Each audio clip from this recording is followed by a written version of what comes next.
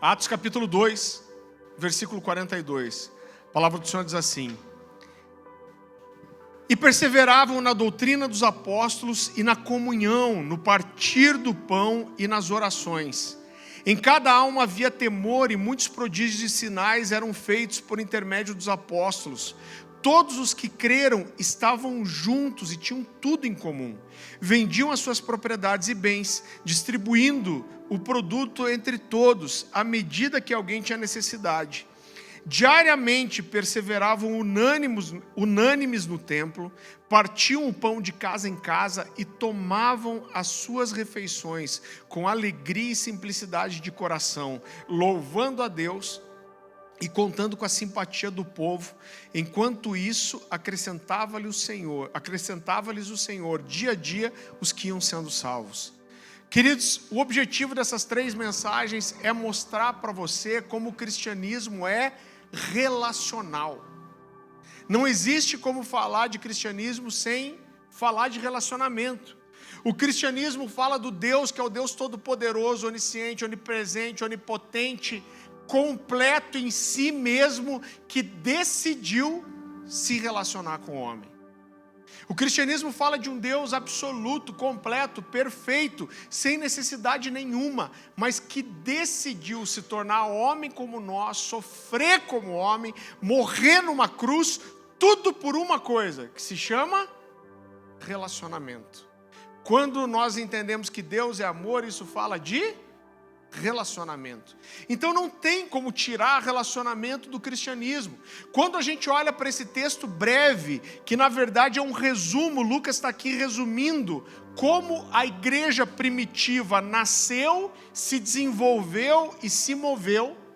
Isso é um resumo da vida da igreja. A gente percebe que todo esse texto tem como foco o quê? O relacionamento com Deus e uns com os outros. Então a igreja primitiva nasceu e se desenvolveu aonde? Na mesa. Mesmo nesse trecho tão breve das Escrituras, Lucas destaca 2 vezes. E ele diz: perseveravam no partir do pão. E ele diz depois: diariamente partiam o pão de casa em casa. Então tudo isso fala de comunhão, fala de estar junto, fala de ter tudo em comum, fala de estar atento e suprir as necessidades uns dos outros, fala de permanecer juntos, de ter unidade, fala de fazer as refeições junto, fala de alegria e simplicidade de coração em estar junto na mesa, fala de orar e de adorar o Senhor junto. E qual é o resultado de tudo isso que Lucas está construindo? Era uma igreja que refletia a vida de Jesus e atraía cada vez mais pessoas. E eu quero dizer para você que esse é o modelo bíblico do que é ser igreja.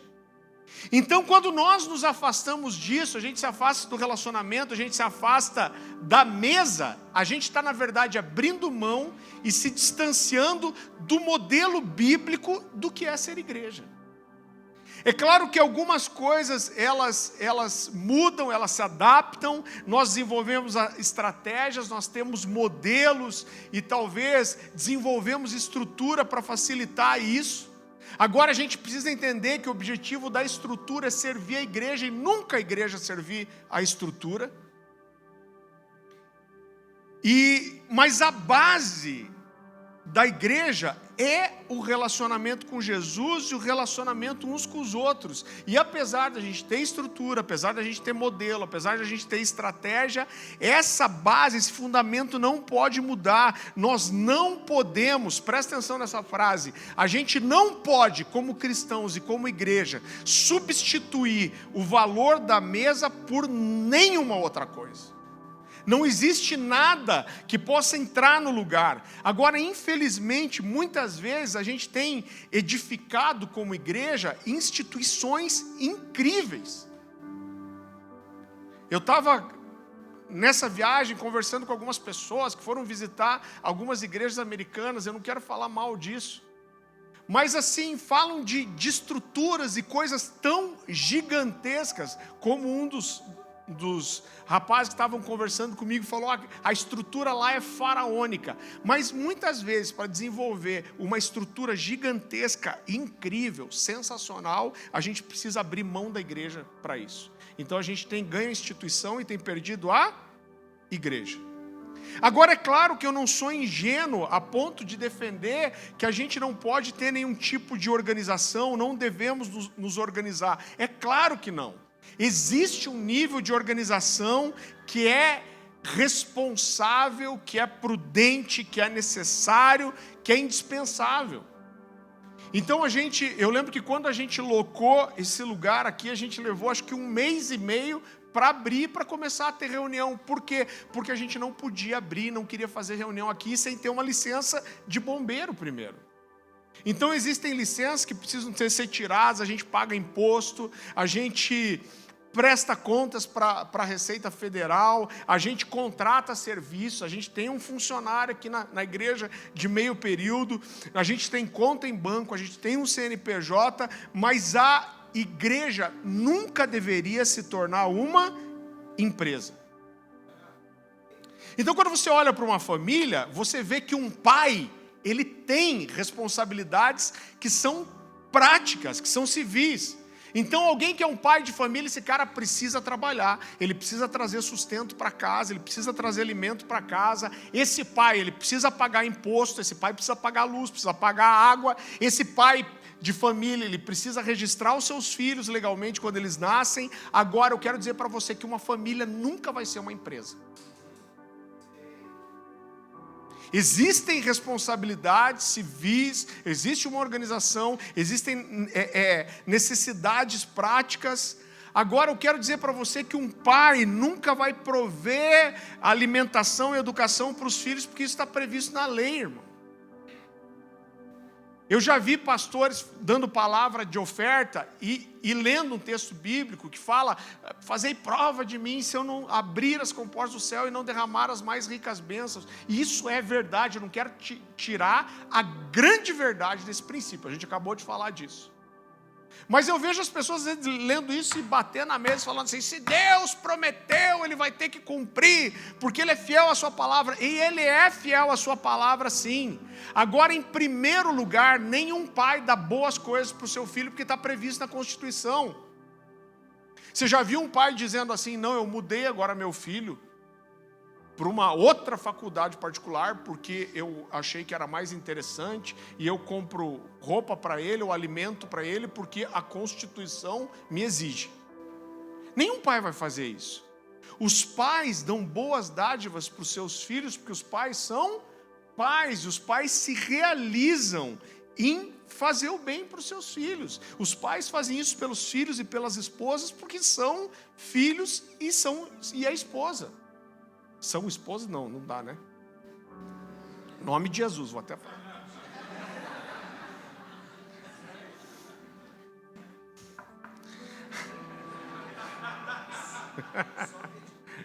Credo em cruz, né? É bom é um tempo que é bom ressaltar todas as coisas, né? Agora, gente, ser família fala de amor. Ser família não fala só de registrar seu filho quando nasce. Ser família fala de amor, ser família fala de comunhão, ser família fala de mesa, ser família fala de vida na vida, ser família fala de ser uma casa e não de ser uma empresa. Agora eu quero fazer uma pergunta por você: por que a casa? Por que a Bíblia destaca tanto essa questão da casa, principalmente na igreja primitiva? E tem algumas coisas que a gente precisa entender aqui. Então, Atos, por exemplo, 3 vezes, o livro de Atos usa a mesma frase. Ele diz assim: diariamente se reuniam no templo e de casa em casa. Então, Atos 2,46, 5,42 e 20,20. Na verdade, em 20,20 ele usa uma expressão um pouco diferente. Ele diz assim que eles se reuniam diariamente nas casas e publicamente. Quando ele fala de publicamente, ele está falando das reuniões maiores, né? A Bíblia diz assim: jamais deixando-vos de anunciar coisa alguma proveitosa, anunciando publicamente também de casa em casa. Só que aqui existe uma pergunta que eu entendo que a gente precisa fazer. Então, 3 vezes a Bíblia fala em Atos que a igreja primitiva se reunia diariamente, irmão, diariamente, no templo e de casa em casa. E eu acredito que a primeira pergunta que a gente precisa fazer aqui é: se esses caras se reuniam todo dia no templo, por que precisava se reunir nas casas? E se reunia diariamente nas casas, por que precisava se reunir no templo? Apesar de eu acreditar que não necessariamente todos esses novos crentes convertidos estavam todo dia no templo e todo dia nas casas, é óbvio e fica claro que existiam diariamente tanto as reuniões nas casas quanto a reunião no templo. E eu acredito que a resposta para essa pergunta, ela é muito importante, porque ela abre o nosso entendimento sobre alguns princípios que falam do que é ter vida de igreja. Agora, como eu falei, apesar de não acreditar que todo mundo estava todo dia no templo e nas casas, a verdade é que essas reuniões existiam diariamente no templo e de casa em casa. Agora, por quê? Então eu creio, querido, eu quero construir esse caminho, eu quero que você vá caminhando comigo pelas Escrituras para que a gente chegue a esse entendimento. Mas eu creio que eles se reuniam diariamente no templo e nas casas, porque elas eram reuniões com propósitos e objetivos completamente diferentes. Então as reuniões no templo ou no pátio do templo, a gente vai falar sobre isso, eram reuniões maiores, e elas eram importantes. Por quê? Eu quero que você entenda algo comigo. Faça uma conta comigo aqui. A Bíblia fala que na segunda pregação de Pedro, na primeira pregação de Pedro no Pentecostes, a Bíblia fala que o número de convertidos cresceu para 3.000. A Bíblia fala que na segunda pregação de Pedro, que é quando o paralítico é curado na porta formosa do templo, o número de convertidos cresce para 5.000. Então você imagina que lá em Pentecostes eram 120 pessoas reunidas, e daqui a pouco, de uma hora para outra, quase a igreja não tinha mais 120, mas tinha 5.120. Agora você pensa o seguinte comigo: se a gente separasse, as casas não eram grandes, a gente consegue provar isso historicamente. Vamos supor que uma reunião nas casas tivesse 20 pessoas. Então, para você dividir esse número de pessoas, de convertidos, por 20, você precisa, por grupos de 20 pessoas, você precisaria ter 250 casas ou 250 reuniões semanais para que os apóstolos conseguissem instruir todas essas pessoas. Agora, apesar do grupo que recebeu o Pentecostes ser 120, os apóstolos, aqueles que tinham maturidade, que tinham a doutrina, que tinham o ensino, eram quantos? 12. Então, como você fazia para ensinar todas essas pessoas ao mesmo tempo? Imagina os apóstolos 12 começarem a passar 250 reuniões. Quando terminasse, já mudou o que ensinou a primeira. Então, querido, a imensa maioria dessas pessoas eram novos convertidos. Então, a liderança estava começando a ser formada aqui, e com certeza era quase impossível oferecer instrução e, principalmente, presta atenção nisso, estabelecer doutrina no meio desses novos convertidos, se não houvesse um lugar maior e você tivesse que usar só as casas para isso. Então, quando eu olho para esse quadro, eu vejo que a reunião no templo, ela não era importante porque esses caras eram judeus e eles queriam estar no templo. Ela não era importante porque esses caras convertidos achavam que o templo era sagrado ainda e tinha que estar no lugar sagrado, que é o que muita gente confunde. Não! Então fica muito claro, quando a gente olha para os evangelhos, que Jesus estava trazendo um conceito novo do que era templo. E ele fez questão de desmistificar e destruir esse conceito errado. E Jesus começa a construir a ideia de que o templo somos nós. Ele vai dizer, Deus vai habitar em você. E ele começa a desmistificar essa ideia que Deus tinha um lugar só para habitar, mas que o lugar do Senhor se manifestar era no meio do povo, que não existia um lugar físico que delimitasse a adoração. Então eu olho para isso e eu vejo que a reunião no templo, ela era importante por duas coisas. Primeiro lugar, porque era um lugar excelente para que o evangelismo acontecesse, porque tinham judeus, milhares de judeus, todo o tempo ali. Em segundo lugar, é porque era um lugar grande o suficiente, e era um lugar público, aonde os discípulos conseguiam reunir toda a igreja de uma vez só para instruir e estabelecer doutrina. Agora, as reuniões nas casas, elas eram reuniões completamente diferentes. Por quê? Porque eram reuniões onde todo mundo podia falar, onde todo mundo podia compartilhar, onde todo mundo podia perguntar alguma coisa. Então, todas as pessoas tinham oportunidade de participar. Agora, você pensa que num ambiente de uma reunião assim, e é por isso que a gente ensina tanto os líderes de célula, os líderes de Livingston, que não é para eles pregarem na reunião, mas é para deixar todo mundo participar.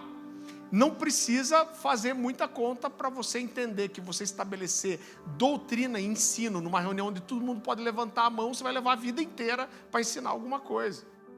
Então, essas reuniões nas casas é a forma de trazer para a prática a doutrina que já foi estabelecida no grupo maior. Não é isso que a gente faz numa Livingston? A gente pega o ensino que foi trazido no domingo e a gente tenta trazer ele para uma aplicação prática. Então, eram reuniões com propósitos diferentes. Agora eu preciso que você entenda uma coisa. Deixa eu te explicar primeiro, porque talvez você nunca tenha ouvido a bobagem que eu vou te falar agora. Mas ela é muito difundida. Então, faz alguns anos já, existe um movimento de pessoas que acreditam que é errado você usar um templo.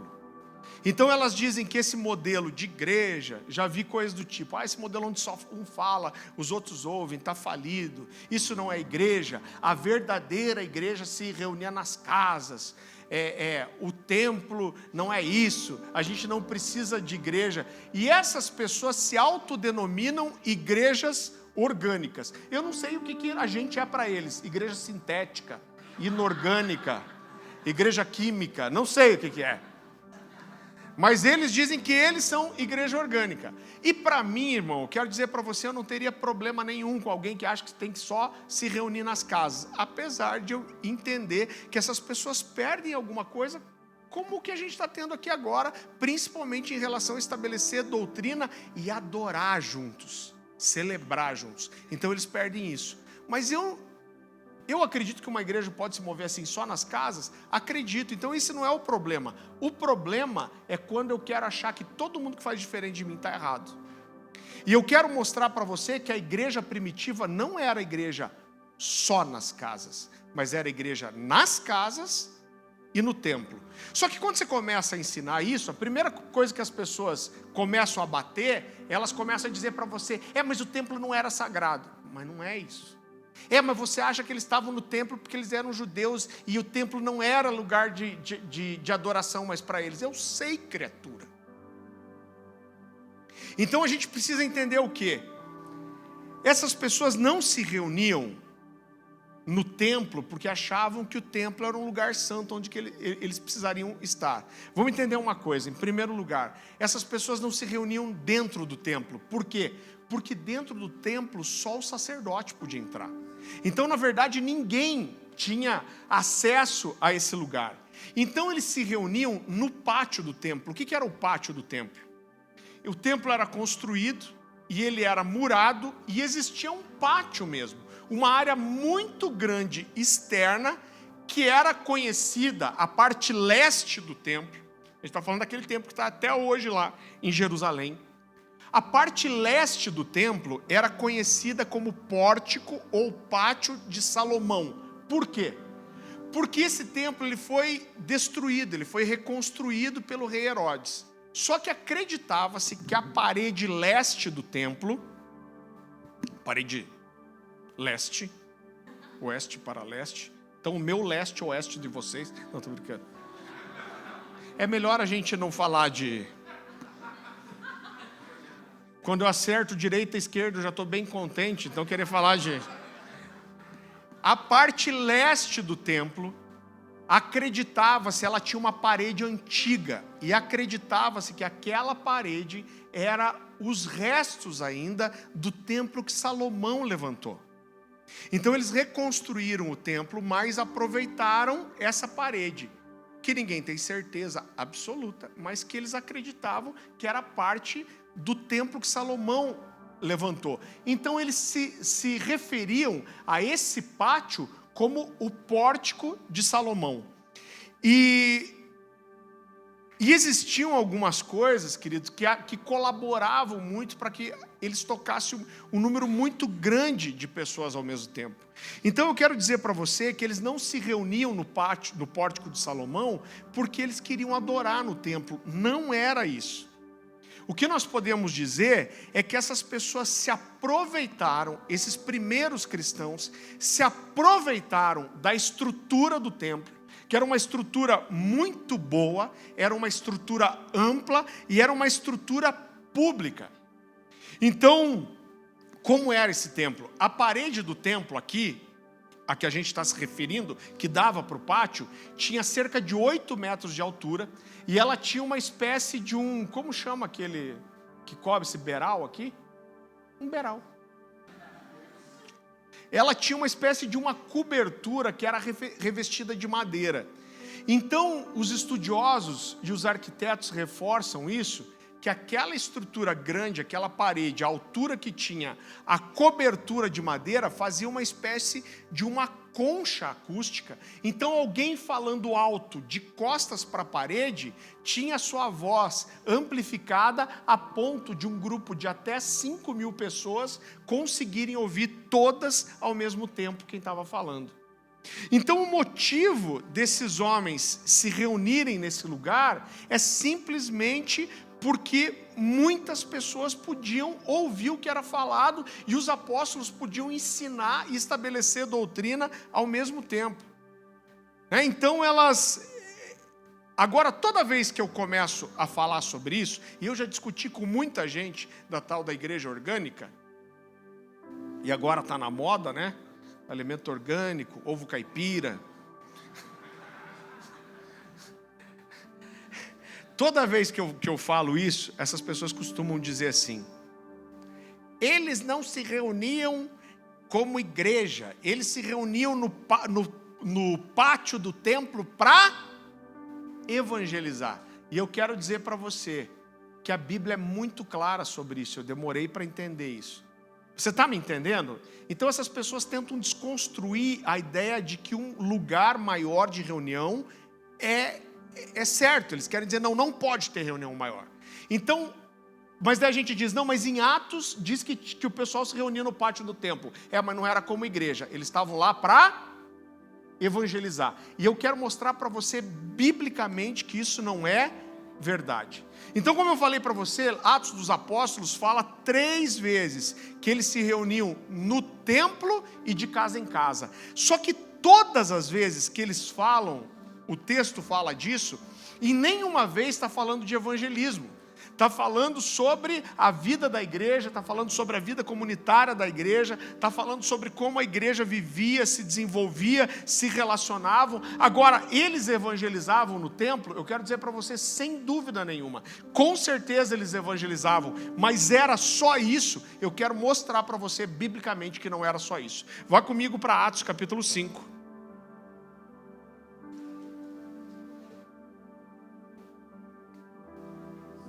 Versículo 12. Você vai sair daqui se coçando para achar alguém da igreja orgânica. Agora eu vou meter o louco. Cadê os caras da igreja? Atos capítulo 5, a partir do versículo 12. A palavra do Senhor diz assim: muitos sinais e prodígios eram feitos entre o povo pelas mãos dos apóstolos, e costumavam todos reunir-se, olha a palavra que ele usa aqui, de comum acordo, no pórtico de Salomão. Mas dos restantes, ninguém ousava ajuntar-se a eles. O povo, porém, lhes atribuía grande admiração.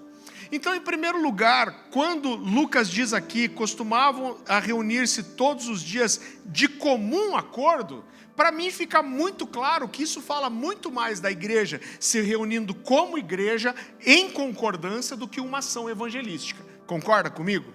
Está falando de uma reunião em concordância. Então só isso já seria suficiente para mim. Mas o texto vai destacar, inclusive, olha como é precioso. O texto diz que outras pessoas, ou seja, quem eram as outras pessoas? Os não convertidos, eles não ousavam se reunir junto com os convertidos, mas atribuíam a eles grande respeito ou admiração. Então olha só, está dizendo que esses caras se reuniam em comum acordo, e os outros que não eram convertidos não tinham coragem de estar no meio deles. Por quê? Obviamente porque eles estavam reunidos ali como igreja. Então só esse texto, queridos, já é muito claro para mim. Então uma outra coisa que esse pessoal da igreja orgânica diz é assim: você está viajando, eles não se reuniam como igreja ali porque a igreja era perseguida, eles não tinham respeito de ninguém, a igreja era perseguida, como que eles iam se reunir como igreja num lugar público? Eles estavam evangelizando. Só que em Atos, eu não vou ler o texto todo, em Atos capítulo 9, a partir do versículo 26 ao versículo 31, a Bíblia diz, a igreja foi perseguida? Foi, muito tempo depois, porque a Bíblia diz que nesse tempo, ela usa uma expressão assim: a igreja gozava de grande paz. Então, inclusive, o texto diz assim: a igreja gozava de grande paz em toda a Judéia, Galiléia, Samaria, e muitas pessoas estavam sendo salvas. Então não existia perseguição nesse tempo. O que existia era um respeito muito grande. Mas um pouco para frente, eu quero que você abra comigo, Atos capítulo 5, versículo 42. Aí esse texto aqui, ele acaba com a conversa. Porque a Bíblia diz assim: e todos os dias, Atos capítulo 5, versículo 42. E todos os dias no templo e de casa em casa não deixavam de fazer o quê? De ensinar e de anunciar que Jesus é o Cristo. Então, quando a gente vai para as palavras originais aqui, você vai perceber que a palavra grega, que é traduzida como ensinar, é a palavra didasco. Sabe o que significa didasco? Estabelecer doutrina. Então os apóstolos estavam diariamente ali fazendo o quê? Estabelecendo doutrina. Só que diz, o texto diz, não cessavam de ensinar, que aqui é didasco, estabelecer doutrina, e anunciar a Jesus Cristo. A palavra que é traduzida como anunciar aqui é a palavra evangelizo, que fala justamente de anunciar as boas novas, e o texto está separando as duas coisas. Então esse povo se reunia no templo, e eles ensinavam, eles estabeleciam doutrina, e eles também evangelizavam. Ou seja, havia dois motivos aqui para esses caras se reunirem no templo. Não é porque o templo era santo, não é porque eles eram judeus e achavam que tinham que estar lá, não é porque eles achavam que era um lugar de adoração, era por dois motivos simples. Porque era um lugar grande, onde você podia estabelecer doutrina para todo mundo ao mesmo tempo, e é um lugar onde as pessoas podiam ser evangelizadas.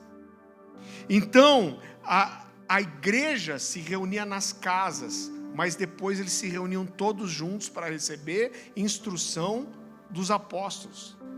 Então essa ideia, querido, presta atenção nisso, essa ideia de que as reuniões grandes têm a sua importância sim, eu já vou falar depois das casas, e se fosse para a gente escolher, graças a Deus que não é isso, a gente entenderia que a igreja, que a casa é mais importante sim. Mas o valor das grandes reuniões é reforçado, inclusive, pelo apóstolo Paulo. Eu quero que você abra comigo em Atos capítulo 19.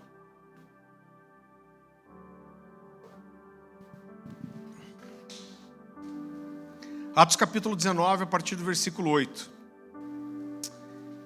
Então, a palavra do Senhor está dizendo aqui que Paulo vai para essa cidade e ele começa a ensinar. na sinagoga. Mas olha o que acontece. Durante 3 meses, Paulo frequentou a sinagoga, aonde falava ousadamente. Imagina, né? Paulo fino como sempre. Dissertando e persuadindo com respeito ao reino de Deus. Visto que alguns deles se mostraram empedernidos e descrentes, falando mal do caminho, o caminho aqui é o cristianismo, diante da multidão, Paulo, apartando-se deles, separou os discípulos, passando a discorrer diariamente na escola de Tirano. Está aí um bom nome bíblico para você dar para o seu filho. Qual que é o seu nome? Tirano, é bíblico. Então o que acontece? Paulo começa a ensinar na sinagoga e ele se reunia nas casas. Então quando você vê o contexto, Paulo sempre recebeu pessoas na casa dele e se reunia na casa de outros irmãos. Mas quando a Bíblia fala que houve perseguição e rejeição dos judeus, ele não para de simplesmente ir para uma reunião maior e ficar reunindo só nas casas. A Bíblia fala que ele vai para um lugar que era uma escola desse cara chamado Tirano, que com certeza era um lugar muito maior do que uma casa, e ele passa a ensinar os seus discípulos nesse lugar. Então, quando a gente olha para isso, a gente vê a importância, querido, das maiores reuniões, das reuniões grandes, que não substituem a reunião nas casas, mas que não deixam de ser importantes. Agora, quando a gente estuda um pouco de história, olha o que aconteceu. As igrejas se reuniam nas casas, e com o tempo, algumas pessoas, de posses, começaram a se converter. Essas pessoas mais ricas, que começaram a se converter, tinham grandes casas. Com o tempo, algumas dessas pessoas de posses, começaram a dar suas casas, se mudar delas e ofertar essas casas para a igreja, para que elas passassem a ser exclusivamente lugares aonde a igreja se reunia. Você está entendendo isso? A história vai chamar essas casas de casas-igreja. Por quê? Então os móveis eram retirados, todas as salas eram livres, e esse lugar viraram o quê? Igrejas. Inclusive, a mais antiga delas é uma igreja na Síria, que data de 233 depois de Cristo. Então era bem no começo, a igreja tinha 200 anos aqui. Essa é a igreja mais antiga encontrada. Como que eles sabem? Porque era uma casa grande, cheia de pinturas de momentos bíblicos. A maioria das pessoas eram analfabetas e eles ilustravam isso nas paredes. Isso, e com uma série de outras coisas, era uma prova de que aquilo era uma casa-igreja. Inclusive, há uns 7 anos atrás, o Estado Islâmico fez o favor de soltar uma bomba nessa casa, com quase 2000 anos de história, e destruiu tudo. Então, a importância da reunião nas casas, do partir do pão, da mesa, não foi substituída, mas eles tinham também as reuniões maiores. Então, agora, por outro lado, é importante destacar de que, apesar de ser muito bom a gente ter um lugar maior para instruir todo mundo, para adorar, para celebrar junto e fazer tantas outras coisas, eu quero dizer para você, em nome de Jesus, que isso nunca vai substituir a importância da mesa. Isso nunca vai substituir a importância do relacionamento. Isso nunca vai substituir a importância das casas. Por quê? Porque nós precisamos, querido, nós devemos estar muito mais preocupados em ser o templo do que em ter um templo. Como a gente tem construído aqui, nós somos pedras vivas que, unidas em torno de Jesus, que é a pedra angular, somos edificados uma casa espiritual que oferece a Deus sacrifícios agradáveis a Ele. Agora eu quero ler 3 textos com você, só para a gente amarrar essa ideia. Desculpa, 4 textos, mas se você puder, eu gostaria que você acompanhasse comigo. Vá comigo para 1 Coríntios, capítulo 14. Versículo 26. Olha como são textos preciosos e poderosos. A Bíblia diz assim: que fazer, pois, irmãos? Quando vos reunis, um tem salmo, outro doutrina, esse traz revelação, aquele outra língua e ainda outro interpretação. Seja tudo feito para edificação. Vai imaginando esse quadro na sua cabeça. Isso aqui é uma reunião da igreja. Vai imaginando como isso funcionava. Agora vá comigo para Efésios capítulo 5. A partir do versículo 19. A palavra do Senhor diz assim: falando entre vós com salmos, entoando e louvando de coração ao Senhor com hinos e cânticos espirituais. Que são os cânticos espirituais? É esse manto que nós largamos aqui, que cada um canta a sua música, solta o seu chu. Dando sempre graças por tudo ao nosso Deus e Pai, em nome de nosso Senhor Jesus Cristo, sujeitando-vos uns aos outros no temor de Cristo. Mais um texto, Colossenses capítulo 3.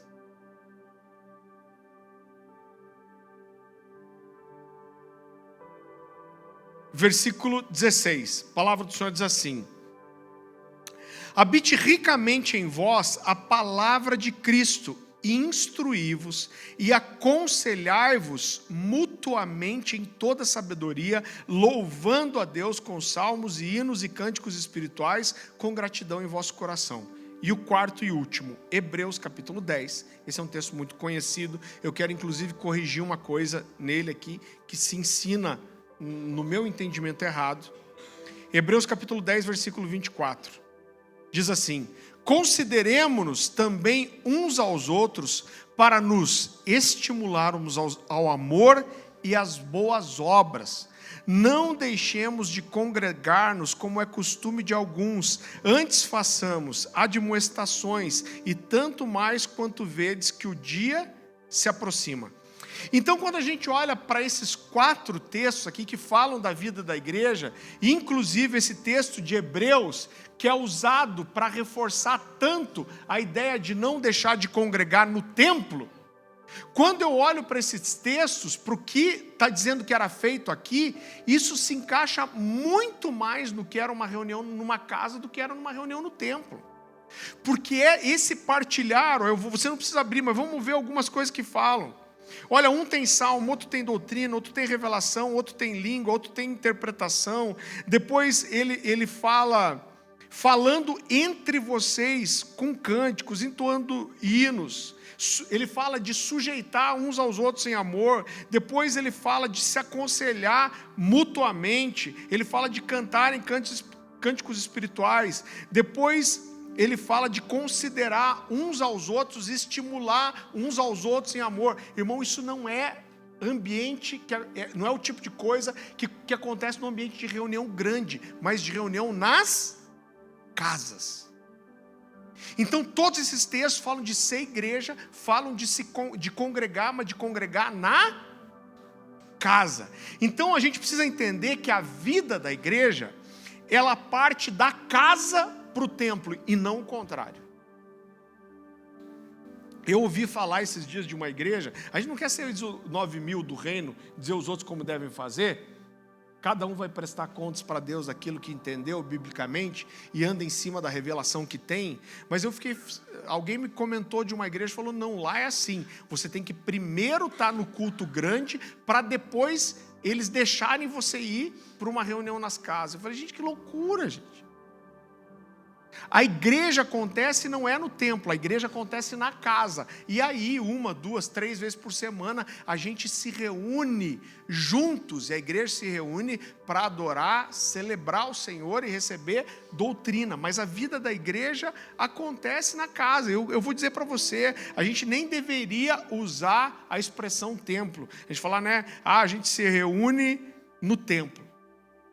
Inclusive eu quero dizer para você, é importante você saber, principalmente se você está chegando. Se a gente tem alguém aqui que não falta um domingo, porque vocês têm um hábito de fazer rodízio, que misericórdia, hein, irmão? Nunca vi isso. O pessoal está vindo às vezes um domingo, 2 domingos. O que vocês estão querendo evitar? A religiosidade? Vamos ter uma frequência maior, em nome de Jesus. Por quê? Porque a gente gosta de estar juntinho. Então a gente não deveria nem usar a expressão templo. Por quê? Porque eu entendo, querido, que se tem alguém que está todo domingo aqui, o cara não falta nenhum domingo, vem, entrega seu dízimo, entrega sua oferta, adora, canta junto e vai embora, mas não tem relacionamento pessoal, não está na casa, eu entendo que essa pessoa não é um membro. Por quê? Porque ser igreja não é estar aqui. Ser igreja é relacionamento. Por outro lado, a gente tem gente, vamos ver quem que vem mais longe aqui. Não tenha vergonha. O Diego mora lá em Antonina, quase. Mas ele diz que tem uma vantagem, que quando ele está vindo para a igreja, ele para no Sinuelo, compra um suco de uva e come uma coxinha de aipim na serra. Né? Então assim, vamos ver. Quem que acha que mora mais longe que o Diego aí? Araucária. Quem mais? Sítio Cercado. O Márcio está aqui, Márcio, nosso discípulo de muitos anos, seu filho João, congrega com a gente à distância, lá em Videira, Santa Catarina. Você ganhou, Márcio, não vou mais nem... E vem congregar, né, Márcio? Sempre que pode, está toda hora aqui, ó, congregando, é isso aí. Vem lá de Santa Catarina. Agora, a gente tem gente de Fazenda Rio Grande, a gente tem gente que vem de longe aqui. Agora, eu entendo que às vezes o cara está mais longe, às vezes até pela condição financeira, né? Cara, o preço da gasolina. Eu perguntei para a Dani se ela não queria de presente de casamento meio tanque esse ano. É tipo ostentação, não... Meio tanque, meio.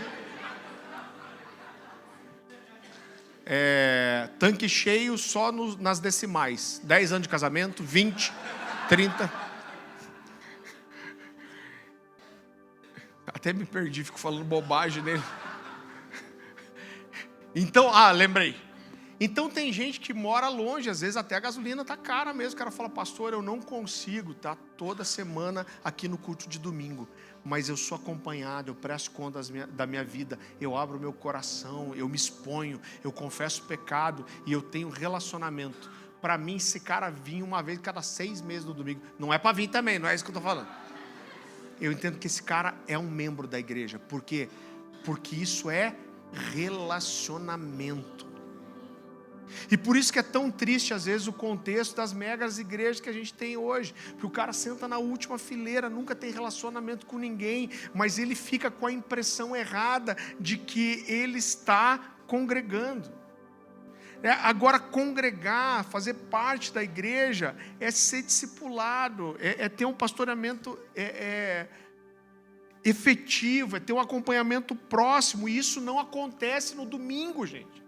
Essas coisas que a gente leu nesses 4 versículos, isso não acontece no domingo, mas é nas casas que a gente é família, é nas casas que a gente consegue discipular vocês, é nas casas que a gente pode conhecer no que você está errando e te confrontar, consertar a sua vida, é nos pequenos grupos que a vida da igreja acontece efetivamente.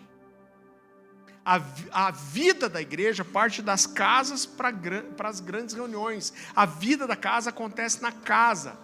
A vida da igreja acontece na casa, a vida da igreja acontece na mesa, e depois a gente só se reúne para celebrar. Agora, o meu desejo é que cada casa de vocês seja uma igreja. Uma casa onde a gente se reúne em torno do nome de Jesus, adoramos e cuidamos uns dos outros, isso é uma igreja. Muito mais do que esse prédio aqui. Então, para mim, é a casa que é a igreja, e a igreja que, na verdade, é uma casa, onde a gente se reúne para estar junto. A casa, a igreja, e a igreja, a casa.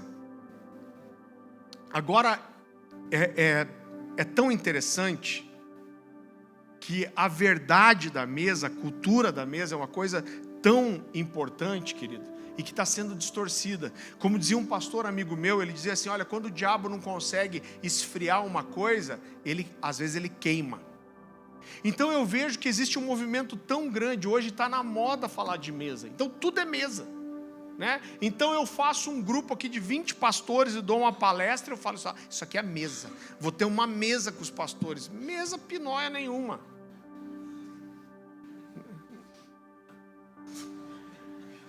Aí se eu vou num congresso, os caras botam 4 pastores que estão pregando, para ter o quê? Não, a igreja precisa de mesa, vamos fazer uma mesa. Aí é 4 pastores falando de um tema específico, e o que eles chamam isso? De mesa. Faço um curso online, não estou falando mal de curso, porque inclusive eu vou ter meus cursos logo online, você vai comprar, tá? Né? Mas faço um curso fechado, é restrito o curso. É uma mesa, 200 pessoas. Então eu dou um curso ao vivo, 100 pessoas, 50 pessoas. Eu chamo isso de mesa. Eu lembro que quando saiu o Clubhouse, aí que ficava todo mundo falando, tipo, tudo uns desocupados, né? Que tinha os caras que ficavam o dia inteiro, falando, o que esse miserável faz o dia inteiro? Opa, a minha esposa está me tesourando. Mas é verdade, né?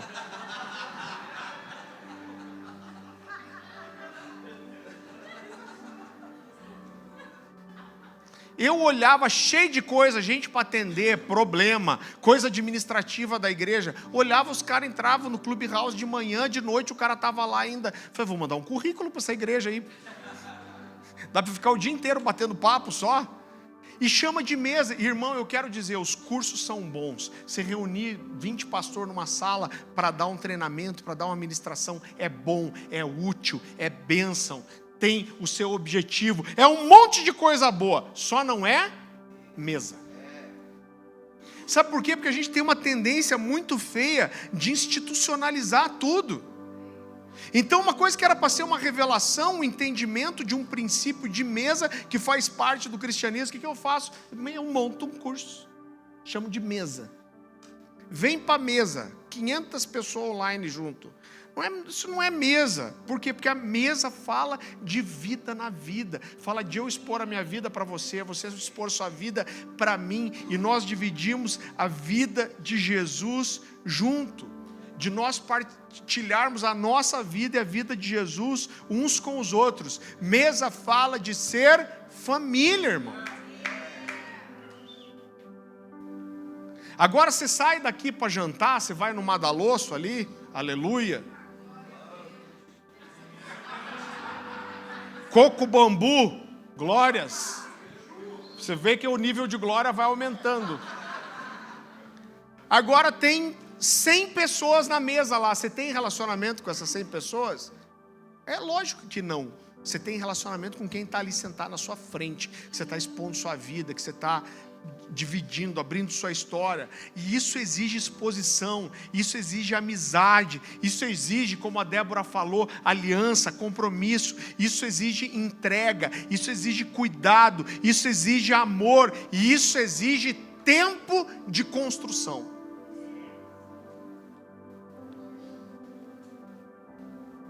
Você sabe, querido, que eu entendo que eu tenho um ministério itinerante. Eu lembro que há anos atrás a gente teve um mover muito grande na igreja. Um dia, o pastor Luciano Subirá estava com a gente no culto. Eu falei, pastor, tomei uma decisão aqui. Ano que vem não vou viajar mais para eu ficar investindo só na igreja.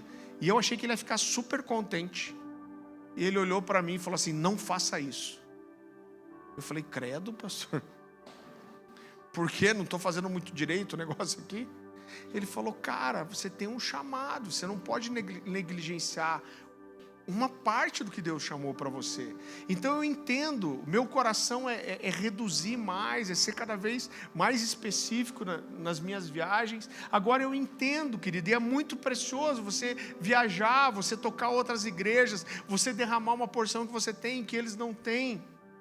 É muito precioso essa troca, você ir para uma igreja, liberar uma palavra profética, que às vezes vira uma chave na igreja, você ensinar a palavra, você instruir, tudo isso é muito especial para Deus. Agora eu quero dizer para você de todo o meu coração, que isso não se compara àquilo que a gente constrói numa igreja local. Eu tenho gente aqui que eu vi começar a namorar, que a gente deu uma ajuda, né? Michel e Tais. O Michel era devagar para Cacilda.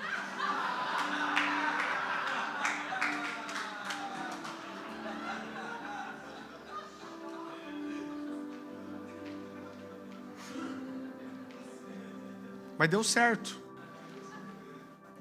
Com um pouco de estímulo, revelação, um empurrãozinho e muita oração. Mas eu vi começar a namorar, eu fiz o noivado, fiz o casamento, apresentei filho, vi crescer, vi descobrir o chamado, despertar para o chamado, pessoal. Eu falei que ele era devagar.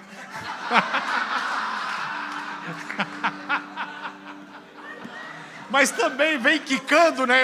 Eu não me aguento.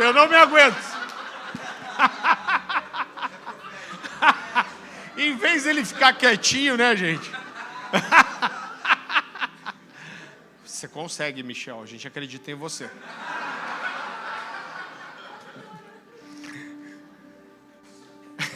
Isso não tem preço.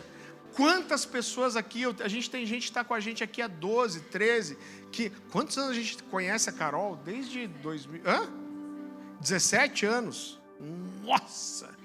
Não devemos falar essas coisas, né? Parece que a gente é velho daí, a gente é muito jovem. Então, quantas pessoas aqui eu vi descobrirem o chamado, entender, a gente ajudou a corresponder, a gente vê servindo, desenvolvendo. Essas coisas não têm preço. Aquilo que a gente desenvolve na igreja local, nenhuma. A amizade, o estar junto, dividir a vida. Essas pessoas aqui a gente divide a vida. Até nas coisas boas e nas coisas ruins. Eu já tive que fazer velório de familiar aqui, porque mas a gente estava junto, nesse momento ruim também. Mas esse dividir a mesa, esse estar junto, ver as pessoas crescerem, como eu falei, casarem, formar família, corresponder ao seu chamado, amadurecer, nada se compara a isso. Viajar, querido, é bom ir num congresso, pregar numa igreja legal, pregar num estádio, pregar numa grande conferência com gente, como eu já tive a oportunidade conhecida, que você gosta, admira. Tudo isso é legal, mas eu quero dizer para você que a parte mais preciosa das viagens são os bastidores. Quando a gente senta com esses pastores e líderes e nós dividimos a nossa vida, a nossa experiência, a nossa história, a nossa porção do Senhor uns com os outros. Eu normalmente não lembro do outro contexto, como foi o culto, mas eu lembro da mesa. E o fruto disso é que amizades foram construídas, relacionamentos foram edificados a ponto de abrir o coração, chorar um com o outro, confessar pecado, pedir ajuda. E isso é mesa de verdade. Não é botar 4 caras no meio de um congresso para falar de um tema específico.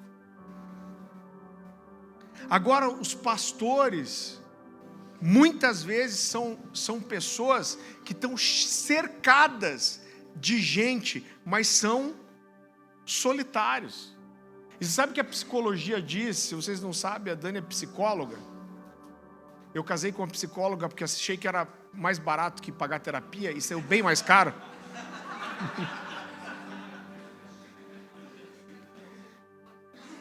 Mas a Dani diz que a psicologia fala isso, que uma das coisas que mais matam hoje é uma coisa chamada solidão. Só que os líderes, os pastores, muitas vezes são pessoas que estão cercadas de gente, mas são solitários. Porque eles têm um relacionamento, às vezes, só de cuidado, mas não tem intimidade, não tem amizade. Por quê? Porque muitas vezes as únicas pessoas com que os pastores têm relacionamento são seus discípulos, suas ovelhas. E infelizmente eles não têm amizade com as ovelhas. Eu cresci ouvindo que pastor não podia ser amigo de ovelha. Sabe por quê? Porque eles diziam assim, olha, e eu olho hoje, eu vejo que isso é só uma tentativa de se proteger das pessoas, mas eu garanto para você que não é um pensamento bíblico. Eu quero que você abra comigo no Evangelho de João, capítulo 15.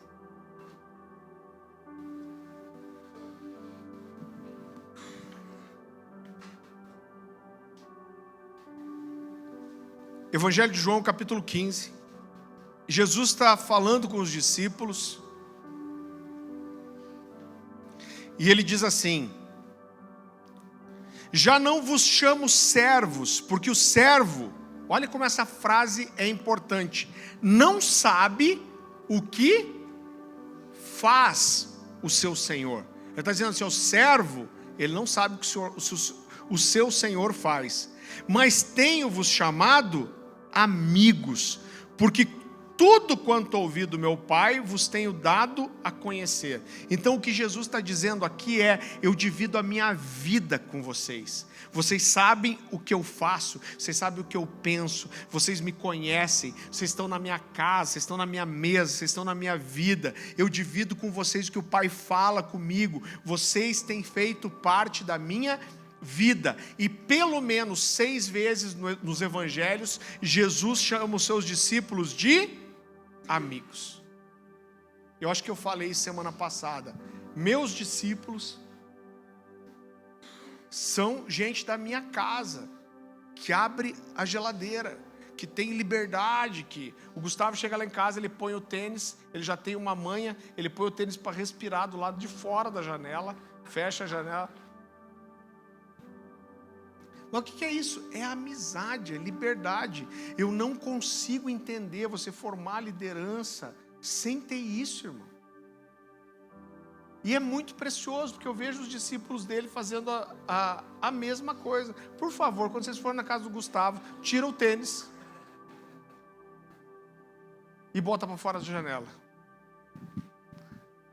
Eu falei sobre isso semana passada, a última noite de Jesus com os discípulos, o que ele escolhe fazer? Jantar com esses caras, lavar os pés deles. E por que tudo isso é importante? Porque, em primeiro lugar, porque é o modelo de Jesus. Jesus pregou sim para multidões, mas ele não discipulou as multidões, ele discipulou 12. Esses 12 eram os seus amigos. Esses 12 estavam dentro da casa dele. Esses 12 estavam na mesa com ele, comendo com ele.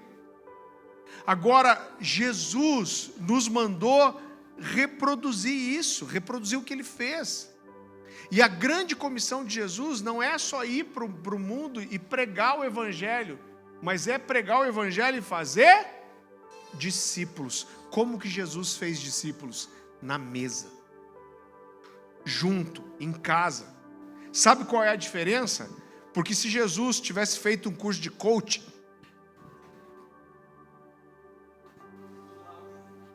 eu cheguei como Messias, mas agora além de Messias eu sou coaching.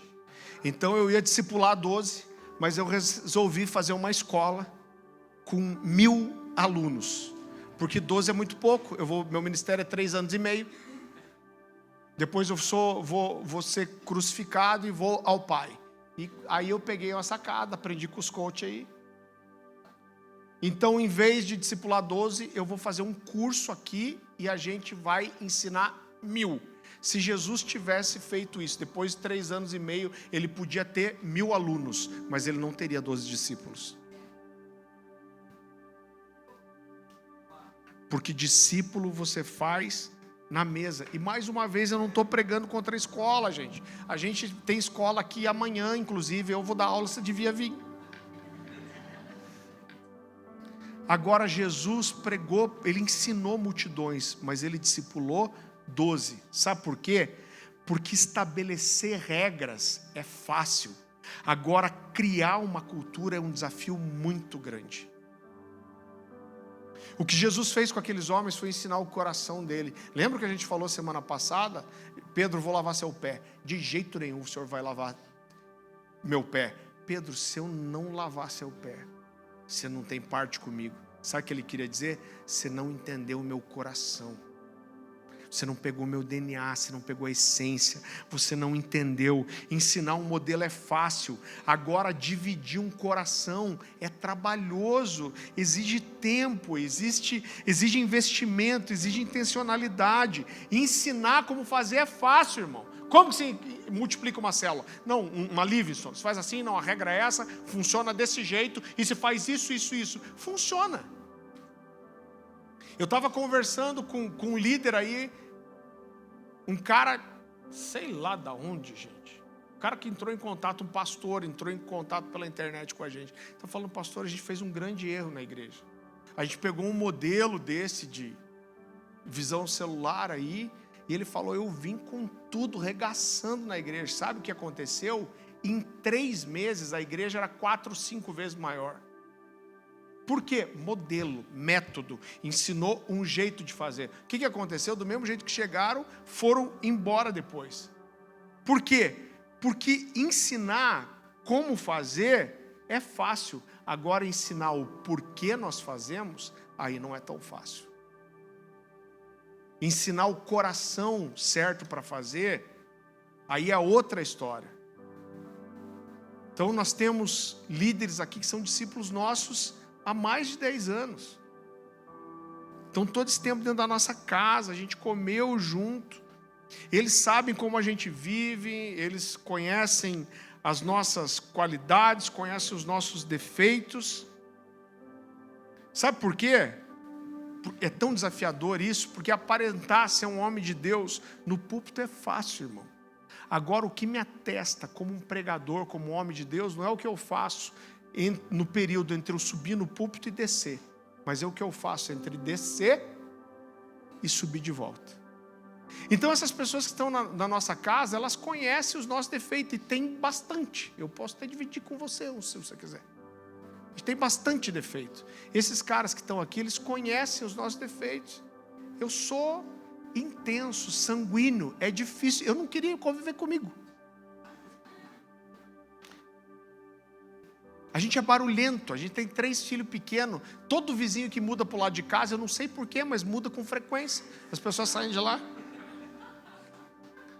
Eu chego para essas pessoas e falo assim, cara, a gente é barulhento, a gente tem 3 filhos. Eu falo assim, desculpa aí, eu não queria ser meu vizinho.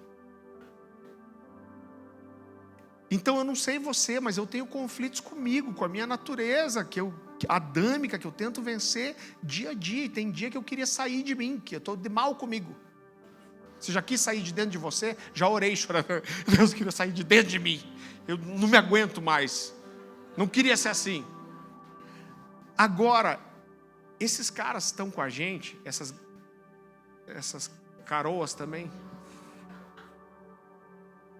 Esses casais estão com a gente há tantos anos, não porque eles não conhecem os nossos defeitos, mas eles conhecem os nossos defeitos e as nossas qualidades, e eles sabem inclusive como nós nos relacionamos com os nossos defeitos, porque apesar de ter defeito, eles sabem que a gente sabe reconhecer, a gente sabe pedir perdão, a gente sabe fazer o caminho de volta, a gente chora junto, a gente fala, cara, eu sou ruim mesmo, me perdoa.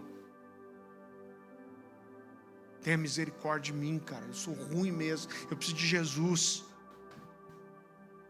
Eu vejo que esses pastores às vezes têm medo de ser amigo das suas ovelhas, sabe por quê? Porque eles dizem assim, cara, se deixar as pessoas muito perto, elas vão conhecer os seus defeitos e elas vão parar de respeitar você. E parte disso é verdade, sabe por quê? Porque você não consegue conviver na mesa com ninguém por muito tempo sem aparecer a porcaria que você é. Então você vai conviver, as pessoas vão logo ver os defeitos que você tem, porque todo mundo tem. Tá certo que tem alguns que são muito mais generosos, os defeitos do que outros. Mas vai aparecer, mas não aparece só isso, aparece também a qualidade, aparece a forma que você lida, principalmente com os seus defeitos. Então essas pessoas sabem que a gente sabe se arrepender, que a gente sabe reconhecer quando errou, e eu quero dizer para vocês em nome de Jesus, todas as pessoas nessa casa, mas em especial os líderes, vão ser líderes que sabem pedir perdão. Sabe por quê? Porque a gente erra. A gente não erra de propósito, a gente erra querendo acertar, mas a gente erra, irmão. Vai errar, porque é gente. A gente erra. E às vezes a gente fala, cara, como eu sou tão burro que eu fiz uma mancada dessa. Mas daí o que a gente faz? A gente reconhece e fala, cara, eu errei com você, eu tô errado, me perdoa, cara. Porque esse negócio que líder não sabe pedir perdão, misericórdia, irmão. Então essas pessoas, tem gente que quase 20 anos com a gente, porque conhece os nossos defeitos, mas conhece as nossas qualidades. E quando eu olho para eles saíram e abriram mão de muita coisa para estar com a gente. Agora, isso só acontece porque há muitos anos a gente divide a mesa. A gente tem relacionamento, tem aliança. E uma das coisas que mais nos realiza é ver eles fazerem isso com outras pessoas. E hoje eu olho, nós somos uma família espiritual, cada um com as suas características específicas, nós somos diferentes uns dos outros, mas quem conhecer, começar a andar com a gente, vai ver que a gente é uma família. Você acha que Timóteo era igualzinho Paulo? Claro que não. A gente vê Paulo falando para ele, cara, não seja tímido, seja intenso. Paulo era muito louco. E ele diz que Timóteo era tímido, então eles não eram iguaizinhos. Mas abre esse texto comigo. 1 Coríntios capítulo 4.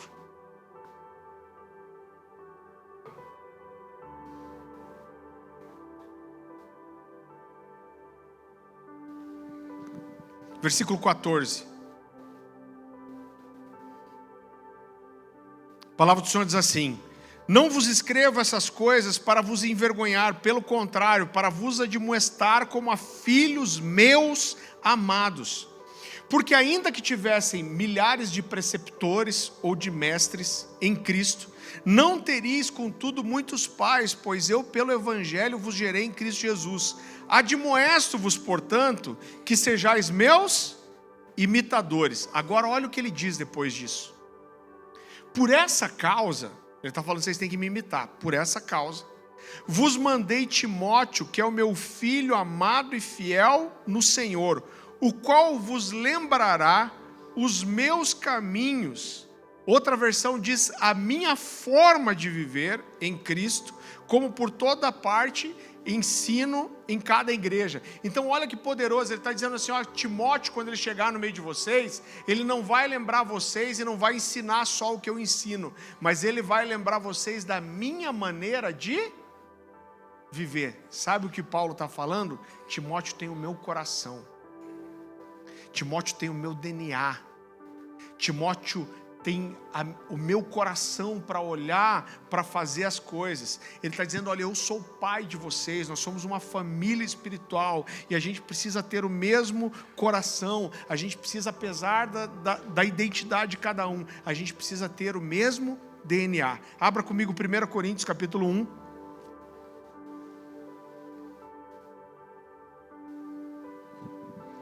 Versículo 10. A palavra do Senhor diz assim: rogo-vos, irmãos, pelo nome de nosso Senhor Jesus Cristo, que faleis todos a mesma coisa, e que não haja entre vós divisões, antes sejais inteiramente unidos, na mesma disposição mental e no mesmo parecer. É claro que Paulo não está dizendo aqui que essas pessoas não podiam ter autonomia, não podiam ter divergência no pensamento, não podiam discordar, mas o que ele está dizendo aqui é que essas pessoas tinham o mesmo coração, elas faziam parte da mesma família.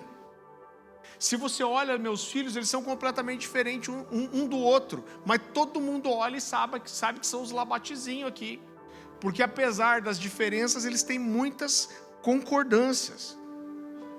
Agora eu estou quase chegando no fim, e existe um texto aqui que mexe tanto com o meu coração, porque ele mostra o caráter familiar que Paulo desenvolvia nos seus discípulos e nas igrejas que ele cuidava. Mexe com o meu coração a simplicidade nesse texto, esse texto me faz chorar. Abra comigo Filipenses capítulo 2, versículo 19. A palavra do Senhor diz assim: espero no Senhor Jesus enviar-lhes Timóteo brevemente, para que eu também me sinta animado quando receber a notícia de vocês. Não tenho ninguém que como ele tenha interesse sincero pelo bem-estar de vocês. Pois todos buscam os seus próprios interesses e não os de Jesus Cristo. Mas vocês sabem que Timóteo foi aprovado, porque serviu comigo no trabalho do Evangelho como um filho ao lado de um pai. Portanto, é ele quem espero enviar, tão logo me certifique da minha situação, confiando no Senhor que em breve também poderei ir. Contudo, penso que será necessário enviar-lhes de volta Epafrodito, meu irmão, cooperador e companheiro de lutas, mensageiro que vocês enviaram para atender às minhas necessidades, pois ele tem saudade de todos vocês está angustiado, porque ficaram sabendo que ele esteve doente. Olha o que esse texto está dizendo. Ele está dizendo, cara, eu quero mandar Epafrodito com vocês, porque ele está com o coração angustiado, porque vocês souberam que ele não estava bem. Olha isso, gente. De fato, ficou doente e quase morreu. Mas Deus teve misericórdia dele, não somente dele, mas também de mim, para que eu não tivesse tristeza sobre tristeza. Por isso, logo o enviarei para que quando o virem novamente, fiquem alegres e tenham menos tristeza. E peço que vocês o recebam no Senhor com grande alegria. E honrem homens como esse, porque ele quase morreu por amor à causa de Cristo, arriscando a vida para suprir a ajuda de vocês, ajuda que vocês não podiam me dar. Então o que Paulo queria transmitir aqui era o coração de uma família espiritual. Isso fala de pessoas que estavam juntas. Isso não está falando de número, não está falando de conquistar, de ter a maior igreja da cidade. Esse texto está falando do que? De relacionamento, de amor, de uns que se preocupem com o outro. Agora isso exige tempo, relacionamento, mesa, dividir a alegria, dividir as tristezas. Isso é ser igreja. Isso é ser igreja, gente. Isso é ser igreja. Mais uma vez, como eu disse, estabelecer regras é fácil. Agora, estabelecer uma cultura, isso demanda tempo. E a mesa tem um papel fundamental e indispensável nisso. Como eu falei para vocês na semana passada, a última noite Jesus com seus discípulos, lavou os pés, comeu com eles, teve a maior conversa com eles. Jesus instrui eles a fazerem a mesma coisa. E se olha que precioso, quando Jesus está nessa mesa, na ceia com os discípulos, o que Jesus fala? Ele abre o coração, ele faz revelações importantes, ele diz que ia entregar a sua vida, ele fala que alguém no meio deles ia trair, ele diz que não ia mais tomar do fruto da videira até que eles estivessem juntos. O que Jesus está fazendo não é só estabelecer uma doutrina ali, mas Jesus está dividindo a vida dele, dividindo o coração. E olha que poderoso isso marcou demais o meu coração quando eu estava estudando sobre isso. Eu quero encerrar com isso. A Bíblia fala que Jesus é crucificado, ele fica 3 dias morto e ele ressuscita. Quando ele ressuscita, ele aparece primeiro para Maria Madalena no sepulcro, isso está lá em Marcos capítulo 16, versículo 9. Depois ele faz uma segunda aparição que é para Pedro, e a Bíblia quase não traz detalhes sobre isso. A Bíblia não fala nada do que aconteceu ali. Isso tem Lucas 24, 34. Mas Jesus apareceu para Pedro. Agora, logo depois disso, olha as aparições de Jesus. Logo depois disso, Pedro, a Bíblia quase não traz detalhes. Jesus aparece no sepulcro. Qual que é a aparição depois? A Bíblia fala daqueles 2 discípulos que estão descendo de Jerusalém para Emaús. Você conhece a história. Ele chega junto dos discípulos, fala, do que vocês estão falando? Ele começa a andar, a discorrer, e a conversa acaba onde? Na mesa. E a Bíblia fala que Jesus senta com eles, e quando ele parte o pão, os olhos deles se abrem. Próxima aparição de Jesus, abra comigo em Lucas 24.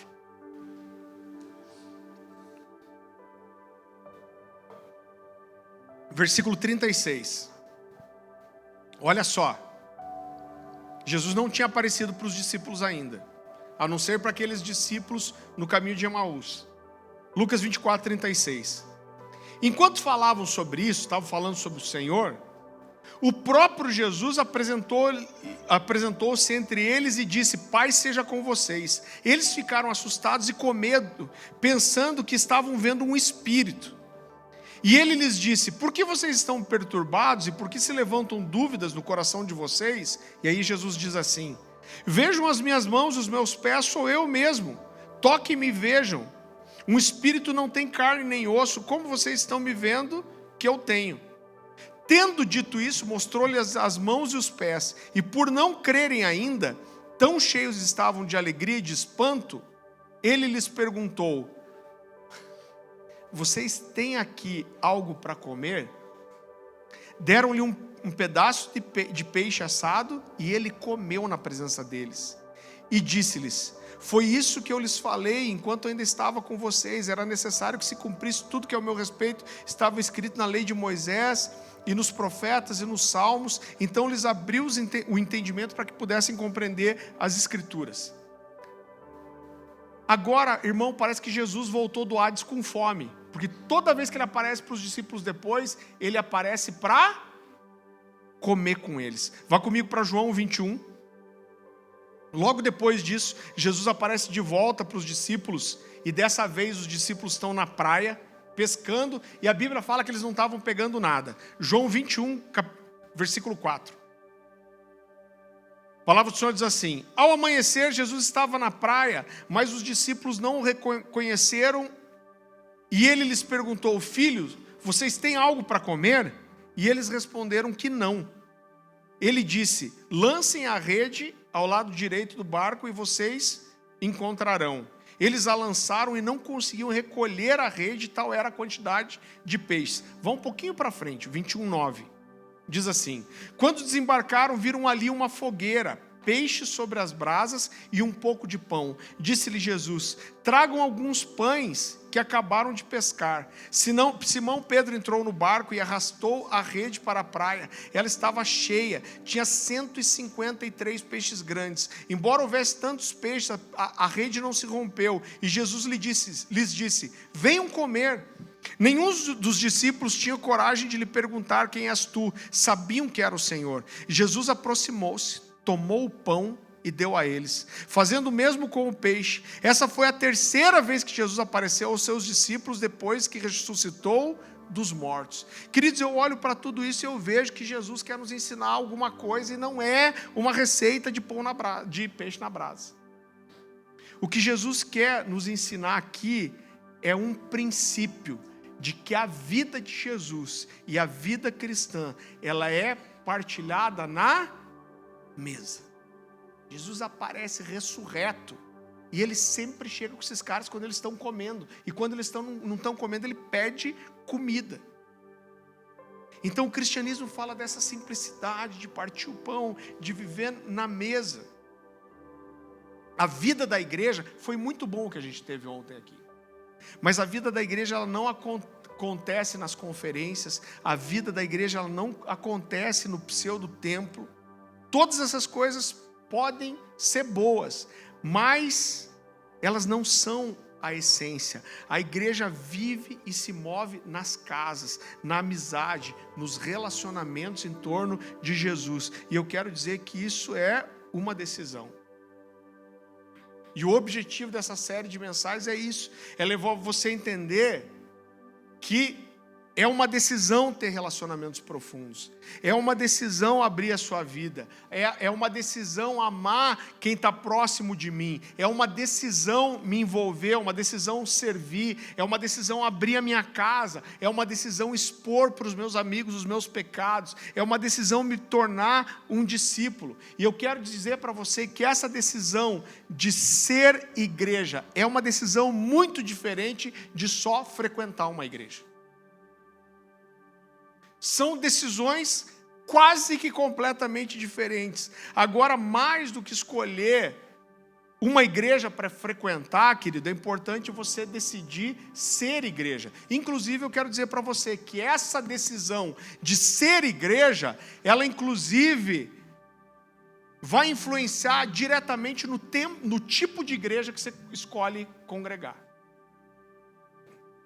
Porque se você decide ser igreja de verdade, você não pode congregar em qualquer lugar. Agora eu preciso ser igreja, eu preciso escolher me expor, eu preciso escolher me abrir, eu preciso escolher servir, eu preciso escolher abrir minha vida, eu preciso escolher me envolver, eu preciso escolher amar. Isso é ser igreja. E agora eu queria que você fizesse essa pergunta para você. Feche seus olhos.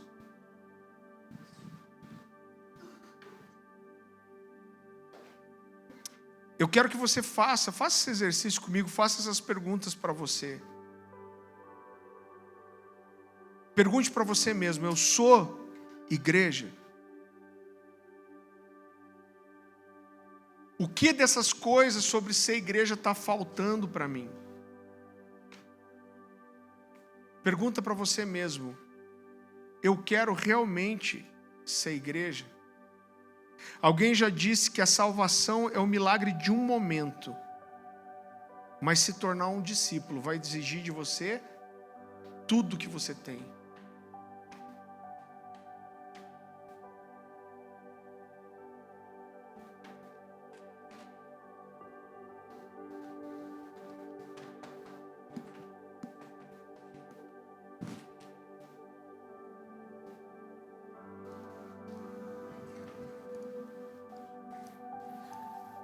Quero dizer para você que se você caiu aqui, a gente vai importunar você para que você entenda essa verdade. A gente não vai deixar você escondido. A gente não pode te obrigar a nada, mas a gente vai tentar fazer você entender.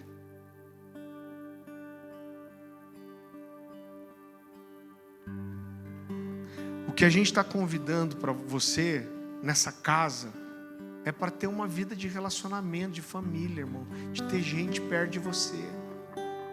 De ter um amigo mais chegado que o irmão, para quem você rasga seu coração, em quem você confia, em quem você dá liberdade o suficiente para olhar para você e falar para você: cara, eu te amo, mas está errado, estou preocupado com você.